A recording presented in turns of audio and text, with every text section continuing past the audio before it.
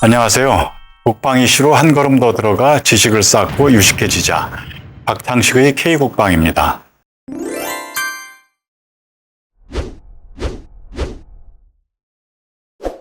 사람들은 취미를 중심으로 자료를 조사하고 모임을 만들어 교류하기를 즐기죠. 동물을 사랑하거나 산림을 애호하거나 우리 영토인 독도수호 운동을 벌이기도 합니다. 잠수함을 사랑해서 취미로 삼기에 관해 들어보셨나요? 오늘은 잠수함 사랑하기 운동을 소개하겠습니다. 잠수함 사랑하기 운동은 유럽 중심으로 활발하고요. 우리나라에도 운동을 펼치는 분들이 있습니다. 2024년 5월 26일부터 30일까지 아일랜드 수도 더블린에서 세계 잠수함 애호가 100여 명이 모여서 제59차 세계 잠수함 대회를 열었습니다. 잠수함 대회와 관계를 맺고 있는 잠수함 애호가는 세계 30여 나라에 퍼져 있는데요. 이번 대회 참가자들은 과거 대회 때 늘 그렇게 했던 것처럼 전몰장병 추도 행사를 먼저 진행했습니다.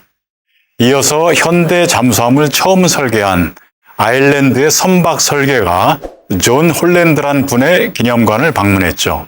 각국 대표자 회의를 열어서 내년 2025년 대회는 폴란드 그단스크에서 열기로 정했습니다. 참가자들끼리 선물을 교환하고 갈라 파티를 하는 교류 행사도 진행했습니다. 대회 참가자를 보면 독일과 프랑스, 영국, 네덜란드를 비롯한 유럽 쪽이 많은데요. 이분들은 평소에 각 나라에서 잠수함 관계 자료를 각자 수집하고 연구하는 활동을 합니다. 나라별로 잠수함 협회를 만들어서 활동하기도 합니다. 잠수함 사랑하기 운동과 관련해서 유명한 일화가 있습니다. 2013년 말레이시아 해역에서 어떤 고철 상인들이 2차 세계대전 때 침몰한 네덜란드 잠수함 O16번 함을 인양했습니다. 잠수함에 고품질의 금속이 많이 있고 일부 물품은 골동품으로 팔 수 있겠다라고 생각하고 한 일인데요.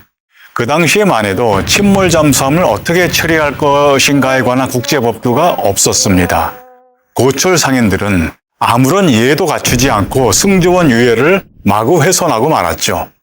네덜란드의 잠수함 승조원 유가족들은 충격을 받았습니다.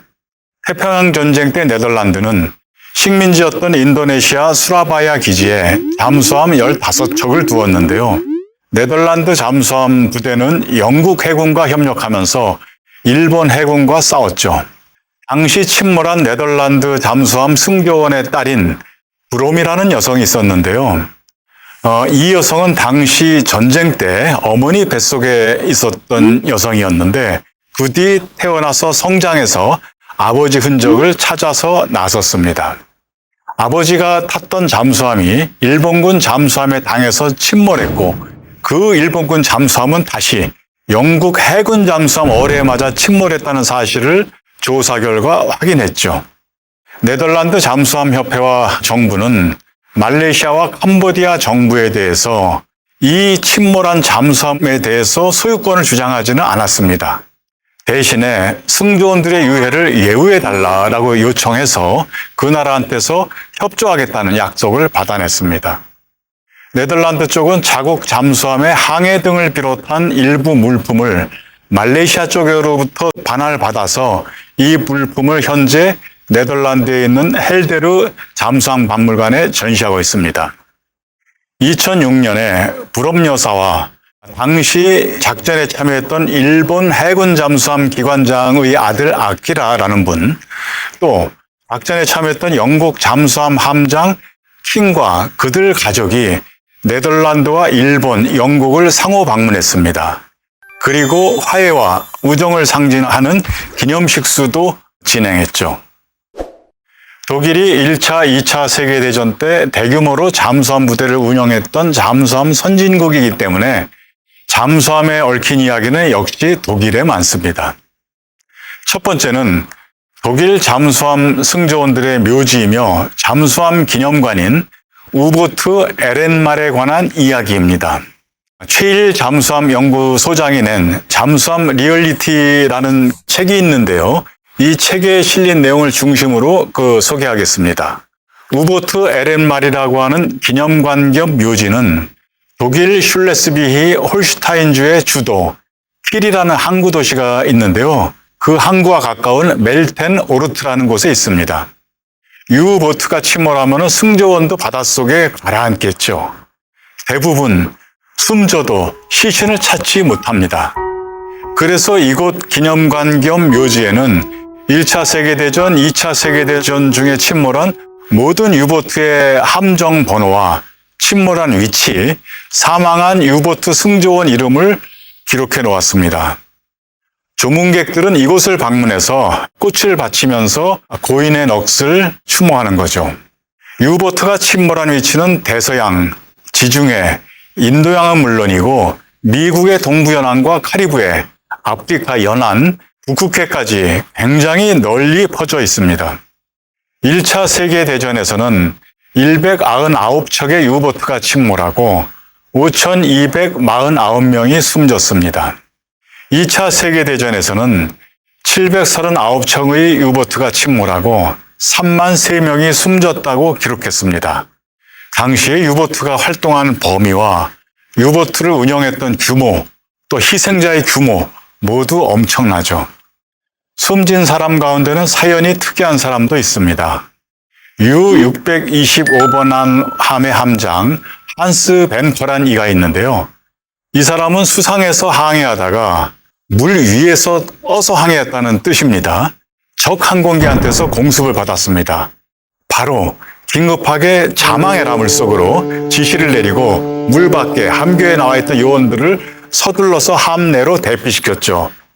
본인은 잠수함 안으로 내려갈 시간 여유가 없어서 함교 탑에 있는 그 해치, 잠수함으로 들어가는 그 문이고 뚜껑 같은 거죠. 이것을 발로 밟아서 닫았습니다. 배를 살리고 부하들은 살리고 본인은 죽음을 택한 거죠. U-852번 함 함장 하인츠 빌헬름 에크데이란 이가 있습니다. 이 사람은 연합군 상선을 격침시켰는데요. 상선을 격침하면 선원과 승객들이 물에 빠지겠죠. 그 물에 빠진 사람들을 구조하는 게 전쟁의 윤리입니다. 그런데 그 윤리를 저버리고 물에 빠진 사람들을 사살해버렸습니다. 그 죄로 이 함장은 전쟁 뒤에 전범재판소에서 사형 선고를 받고 1945년에 사형당했습니다. 다음에는 U-501번 함의 함장 후고 페르스터 소령에 관한 이야기입니다. 이 인물은 자기 배가 공격을 당해서 침몰당하게 생겼는데요. 자기 잠수함과 승조원들을 버리고 혼자서 적군인 영국의 구축함 간판으로 혼자서 뛰어 올라가서 항복했습니다. 그는 얼마 뒤에 포로 교환 절차를 통해서 독일로 돌아왔는데요. 죄책감에 시달리다가 1945년 2월 27일에 권총으로 자살했습니다.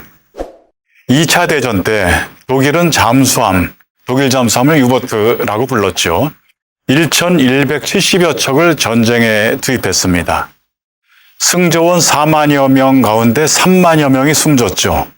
잠수함 사랑하기 운동은 2차 세계대전이 끝난 뒤에 독일과 프랑스의 퇴역 잠수함 승조원들이 전쟁이 끝났다. 그러니 이제 화해하자라고 하면서 평화운동 차원으로 시작했습니다.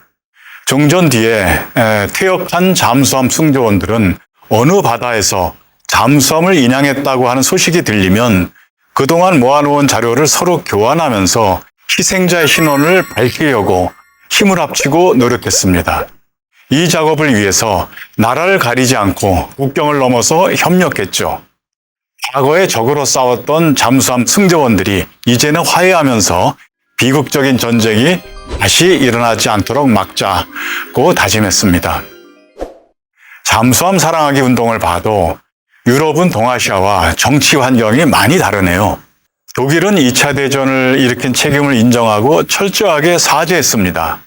그렇게 사죄했기 때문에 그 바탕 위에서 유럽의 잠수함 애호가들이 국경을 넘어서 화해하고 평화운동을 벌일 수 있는 거죠.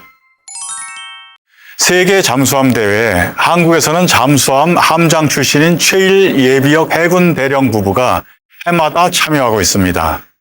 최 대령이 한국의 김해시에 잠수함 연구소를 세워서 본인이 소장으로 활동하고 있는데요. 그래서 최 소장이라고 부릅니다. 최 소장은 2000년도 한국 해군 소령 때 독일 함부르크에 있는 지휘참모대학교에서 유학했습니다. 그때 함부르크 유보트 협회를 찾아가서 그쪽 회원들과 친분을 쌓았다고 합니다. 5년 뒤에 한국 해군이 독일에서 214급 잠수함을 도입할 때 인수 책임자로 선발돼서 다시 독일을 찾았습니다. 최 소장은 독일 잠수함 애호가들과 그때 더욱 깊이 교류하게 됐죠. 최 소장은 함부르크 외곽에서 유보트 아카이브를 운영하는 발터 스토르백이라는 독일인과 친구가 됐습니다. 발터는 화물차 운전기사로 일해온 사람이고 사실 해군의 잠수함 승조원 이력과는 관계가 없는 사람인데요. 유보트에 미쳐서 40년 동안 자료를 수집했다고 합니다. 발터는 최 소장보다 13살 연상입니다. 근데 나이가 있다 보니까 체력도 달리고 경제력도 달려서 독일에서 아카이브를 운영하기가 힘들어졌다고 합니다. 그래서 최 소장은 발터가 수집한 3만 점, 한 컨테이너 분량의 자료를 발터한테서 기증을 받아서 한국으로 실어오게 됐습니다.